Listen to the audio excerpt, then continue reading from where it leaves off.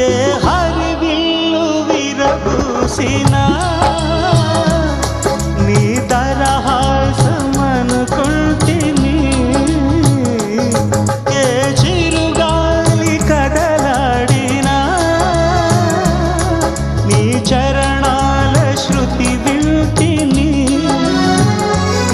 నీ ప్రతి రాకలో ఎన్ని శశిరేఖలో, నీ ప్రతి రాకలో ఎన్ని శశిరేఖలో, నిన్ను చూడకనే ఉండలేను.